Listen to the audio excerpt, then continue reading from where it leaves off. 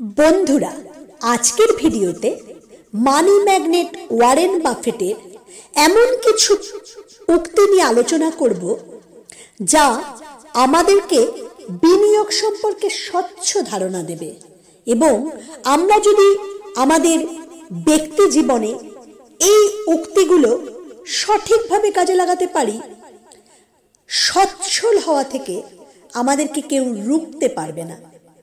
তাহলে চলো বন্ধুরা, দেখে নেওয়া যাক ওয়ারেন বাফেট কি কি বলেছেন। ওয়ারেন বাফেট বলছেন, আজকে আমরা যে গাছের ছায়ায় বসি সেই গাছটি একসময় কেউ লাগিয়েছিল। এই কথাটা অত্যন্ত তাৎপর্যপূর্ণ। ভেবে দেখো, আমরা উত্তরাধিকার সূত্রে যা কিছু পাই সেটা তো আমাদের পূর্বপুরুষরা অর্জন করেছেন বলেই আমরা সেটা পাই। কোনো বাবা হয়তো একটা 3 তলা বাড়ি বানিয়ে রেখে গেছেন, তাহলে তার সন্তান সেই বাড়িটা উত্তরাধিকার সূত্রে পাচ্ছে। তার মানে এখানে বাবা এই গাছটি রোপণ করেছেন আর সন্তান তার ছায়ায় বসছে। ঠিক সেরকমও আমাদেরকে কম বয়স থেকে অল্প অল্প করে সঞ্চয় করা শিখতে হবে। আমরা অল্প অল্প করে যদি কম বয়স থেকে সঞ্চয় করতে পারি, তাহলে একটা সময় এই ছোট ছোট লাগানো চারা গাছগুলো মহিরুহে পরিণত হবে। তার ছায়ায় আমরা নিজেরা তো বসতে পারবই, আমাদের ভবিষ্যৎ প্রজন্ম বসতে পারবে। এরপরে যে উক্তিটা উনি বলছেন সেটা হলো যে কখনোই সব ডিম এক ঝুড়িতে রাখবেন না। এটার মাধ্যমে তিনি কি বলতে চেয়েছেন? তিনি বলছেন যে শেয়ার মার্কেটে আমরা যখন কোনো শেয়ার কিনবো বা কোনো মিউচুয়াল ফান্ডে আমাদের পোর্টফোলিও বানাবো, মিউচুয়াল ফান্ডে এটা করাও হয়ে থাকে যে বিভিন্ন সেক্টরে আমাদের টাকাগুলোকে কিন্তু ডাইভার্সিফাইড করা হয়। এর ফলে কি হচ্ছে, কোনো একটা সেক্টর যদি ভালো নাও করে আরেকটা সেক্টর ভালো করবে। এর ফলে আমাদের মূলধন হারানোর ঝুঁকি অনেকটা কম থাকবে।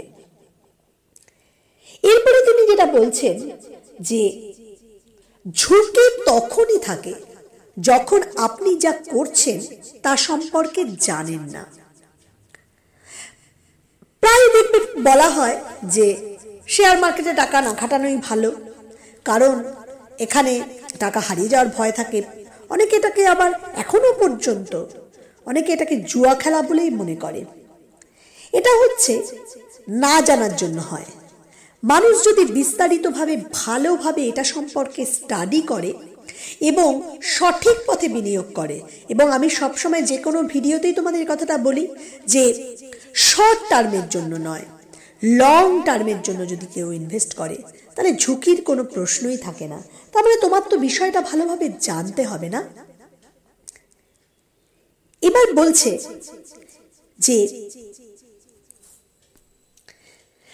যে খরচের পর যা অবশিষ্ট থাকে তা সঞ্চয় না করে বরং সঞ্চয়ের পর যা অবশিষ্ট থাকে তা খরচ করুন। এটা কিন্তু সঞ্চয়ের একটা মূল কথা আমাদের জীবনে হওয়া উচিত। আমরা কি করি দেখো, আমরা সবাই সাধারণ মানুষ, সাধারণ রোজগার করার পরে আমরা বিভিন্ন খাতে কোথাও ইএমআই দিয়ে দিলাম, তারপরে তোমার বিভিন্ন রকমের খরচ খরচা, যে কোনো বিলাস বেসনের জিনিস কেনার জন্য খরচ করে ফেললাম। ভাবলাম যে ঠিক আছে, এই মাসে খরচ করলাম, পরের মাসে আবার জমাবো। এর ফলে কি হচ্ছে, দেখা যাবে মাসের পর মাস চলে যাচ্ছে, তোমার আর জমানোই হচ্ছে না। সেই জন্য যদি এটা করা যায় যে আগে আমি সঞ্চয়ের টাকাটা তুলে রাখবো, তারপরে যেটা থাকবে সেটাই খরচ করব, দেখবে তোমার খরচের ব্যাপারটা কিন্তু অনেকটা কমে যাচ্ছে এবং তুমি অনেকটা কন্ট্রোল ওয়েতে খরচ করছো। এরপর তিনি বলছেন কখনোই আয়ের একমাত্র উৎসের উপর নির্ভর করবেন না। তার মানে কি তিনি বলতে চাইছেন, আমাদের যদি কোনো রকম কোনো স্কিল থাকে, আমাদের কিন্তু সেই স্কিলগুলোকে আরো বিভিন্নভাবে ভালোভাবে কাজে লাগিয়ে আমাদের মূল রোজগারের সঙ্গে সঙ্গে আমরা যদি পার্ট টাইমও কিছু রোজগার করতে পারি, তাহলে আমরা আরো সুন্দরভাবে বিনিয়োগ করতে পারবো এবং একটা সময় আমরা অনেকটা ওয়েলথের অধিকারী হব, এবং যেটা ফিনান্সিয়াল ফ্রিডমের কথা বলা হয়। এবং এইভাবেই কিন্তু একটা সময়ের পরে তোমার এই পয়সা তোমার হয়ে কাজ করবে, তোমাকে পয়সার জন্য কাজ করতে হবে না। এটা কিন্তু ভীষণভাবে গুরুত্বপূর্ণ একটা জিনিস, যে একটা সময়ে তুমি যদি কাজ করা এবং সঞ্চয় করা এটাকে এমন সিস্টেমেটিক্যালি করো, তুমি কিন্তু সারা জীবন তোমাকে চাকরির পিছনে ছুটতে হবে না, পয়সা রোজগারের পিছনে ছুটতে হবে না। এরপরে খুব গুরুত্বপূর্ণ একটা কথা তিনি বলছেন, যদি তুমি বিরামহীনভাবে অপ্রয়োজনীয় জিনিস কিনতে থাকো, তাহলে শীঘ্রই তোমাকে প্রয়োজনীয় জিনিস বিক্রি করা শুরু করতে হবে। এটা কিন্তু খুব ভীষণ প্রত্যেকের জীবনের জন্য, আমাদের সাধারণ মানুষের কিন্তু এটা বেশি হয়। আমরা কি করছি, যেগুলোকে ভাবছি যে আমি এগুলো আসলে সম্পদ হিসেবে আমার জীবনে একেবারে অর্জন করছি, প্রত্যেকটা কিন্তু এগুলো সম্পদ নয়, এগুলো দায়বদ্ধতা। এবং এগুলো করতে করতে আমরা এত ধারের অংশীদার হয়ে যাচ্ছি যে আমাদেরকে এবার প্রতি মাসে ইএমআই গুনতে গুনতে এমন হচ্ছে যে একটা সময় এসে দেখা যাবে যে আমরা এত বেশি ধার নিয়ে ফেলেছি যে সেই ধার মেটানোর জন্য আমাদের হয়তো কোনো দরকারের জিনিসই বিক্রি করে দিতে হলো। সেই জন্য এই ব্যাপারটা খুব সাবধান থাকা উচিত। আগে উপার্জন করার পরে অনেকটা জমিয়ে নাও, জমিয়ে নেওয়ার পরে এরপরে না তুমি কি করবে, যে তোমার যেটা ভালো লাগছে সেটা কেনো, আগেই এসব জিনিস কিনে ফেলো না। এরপর তিনি বলছেন, সফল বিনিয়োগের জন্য দরকার সময়, শৃঙ্খলা আর ধৈর্য। আমরা যদি ভাবি, যেটা এখন বেশিরভাগ হচ্ছে, দেখো সেবিও বলছে যে 90% লোক ইন্ট্রাডে ট্রেডিং এ এসে তারা টাকা হারায়।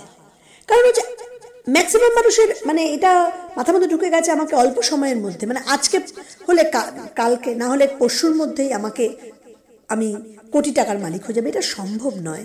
তুমি যদি ইনভেস্টমেন্ট সঠিকভাবে করতে চাও, তাহলে তোমাকে সুশৃঙ্খল হতে হবে, ডিসিপ্লিন রয়েতে মাসের পর মাস একটা দীর্ঘ সময় ধরে জমাতে হবে, তবেই তুমি পাওয়ার অফ কম্পাউন্ডিং এর সুবিধা পাবে, এবং তুমি যে সময়টা দিলে তার একটা অবশ্যই তার রিওয়ার্ড একটা পাবে। এরপর তিনি বলছেন, যদি কোনো কিছু 10 বছর ধরে করার ইচ্ছে না থাকে, তবে সেটা 10 মিনিট করাও বোকামো। এটা কিন্তু উনি ইনভেস্টমেন্ট প্রসঙ্গেই বলছেন, যে আমরা যদি লং টার্ম ইনভেস্টমেন্টে উৎসাহী না হই, তাহলে সেটা অল্প সময়ের জন্য ইন্ট্রাডে ট্রেডিং এ আসা উচিত নয়।